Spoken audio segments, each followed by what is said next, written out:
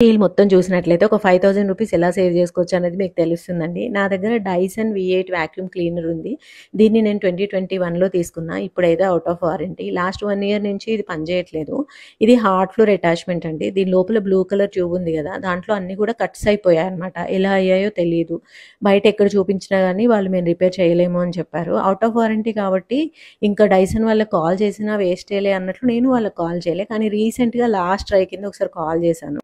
Address తీసుకొని ఒక పర్సన్‌ని పంపిస్తాము అన్నారు. ఆయనొచ్చేసి ఫ్రీగా మొత్తం ఒకసారి క్లీన్ చేసేసి, తర్వాత ఈ పార్ట్ పోయింది కదా, మేము ఆర్డర్ పెడతాము అనేసి వెళ్ళిపోయారు. నేను ఒక బ్లూ ట్యూబ్ మాత్రమే వస్తదనుకున్నాను. ప్యాకేజ్ వచ్చిన తర్వాత చూస్తే ఎంటైర్ అటాచ్‌మెంట్ బ్రాండ్ న్యూదొచ్చేసింది.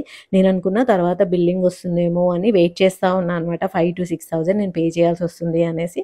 ఆయనొచ్చినప్పుడు ఎందుకన్నా మంచిది అనేసి చార్జర్ కూడా కొత్తదేసేశారు. సో, ఇప్పుడు బ్రాండ్ న్యూగా ఉంది నాది.